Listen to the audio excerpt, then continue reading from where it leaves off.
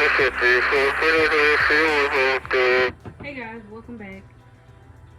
If you guys are new viewers, please go watch the previous video so that you'll understand this one is going to be short, simple, and sweet, and not long. So, in this video, I'm just going to basically talk about what triggered my postpartum depression. I'm not going to go too in depth with it because for some very vital reasons I cannot do so. So I'm just basically going to make a long story short. I can just remember at this one time, like what mainly like triggered, you know, my meltdowns and my breakdowns, is when like my child's father, he would really take my child away from me. I remember him leading me on high-speed chases, and he would do things to intentionally upset me. So that's what really made things like really worse as far as me dealing with, you know, postpartum depression. I remember him not wanting to give her back to me because I wouldn't give him the birth certificate. And I can remember taking the car seat out of his car, praying and hoping that he wouldn't drive off. Mind you, she was 2 months, y'all, and he still drove off with her in the car. And when I tell you, it was meltdowns after meltdowns after meltdowns. Like, you gotta realize you're messing with my child now, and now you're messing with my mental. Like, that's not what's up.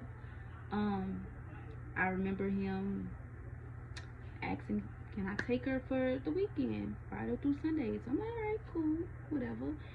However, I was kind of a little iffy about it, but I did go ahead and do it. I had like a very bad gut feeling all throughout that day. Like I couldn't sleep or anything. So when I finally took like a little nap, kind of dozing in and out of sleep. And I went to work and I'm just pacing back and forth because I just had like a bad gut feeling that my child was not in Lake Charles. Okay, you understand me? So I'm at work and I text and I'm like, you're not in Lake Charles, huh? And he texted and he said no. I immediately picked up my phone and I called him and I'm like, bro, like, why didn't you tell me this? And he just going off. I'm like, see, this is why, you know, steady going off. I was extremely upset at this point, and I was just so frustrated. I told my manager, I said, I can't do this, I gotta go. I left in the middle of my shift. I immediately told my mom. We went out there to Streetport. Things didn't go well. Everyone kept saying, make sure you bring the police, make sure you bring the police.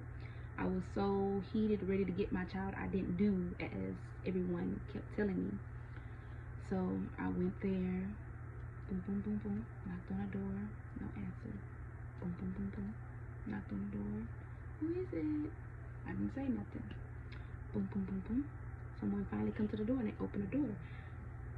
And his stepdad, just was looking like in a trance or something. And he was like, you gotta be kidding me. You gotta be kidding me. He said about 50 times, no lie, y'all. So I'm like, what's wrong with this nigga? So,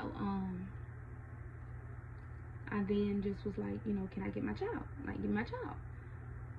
And the mom had finally walked up to the door and she was just looking on the side of him or whatever. And so the stepdad looked at me and he said, you might want to get the fuck and call the police. And as he said this, y'all, he's spitting on me consistently.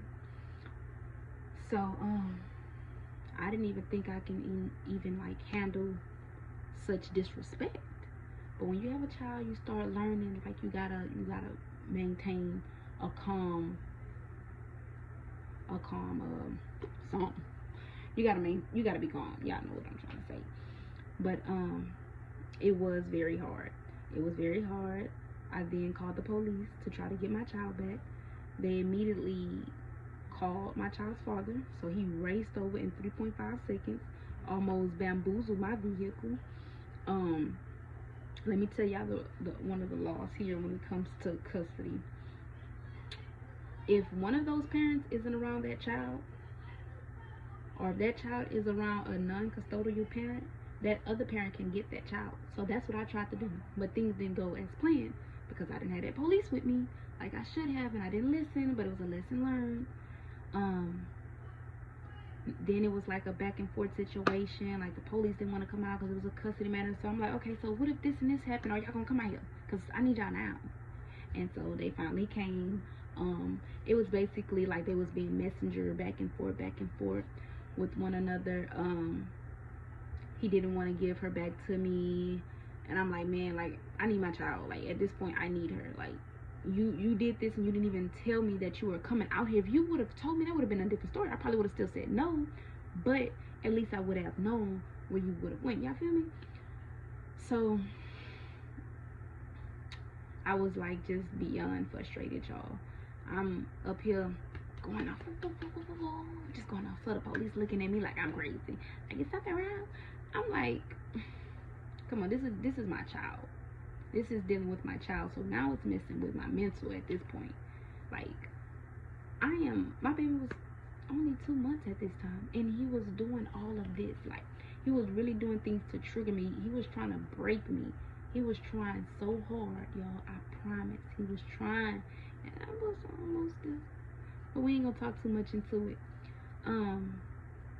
Anywho, I finally end up getting my child. I end up rushing all the way out there to Streetport, not even thinking to grab my baby car seat. I was thinking about, hurry up and getting her and bringing her back home. So they didn't want to give me my child, and they didn't want to give me their car seat. However, I didn't want it, so no biggie at all. I went and bought a car seat, and I got my baby, and we headed back. Then it was like a week where I didn't speak with him, and I'm like, let me see, he ain't act all about his child, and so I'm gonna see what's up. So I'm calling, he not answering. So some told me, go to his house.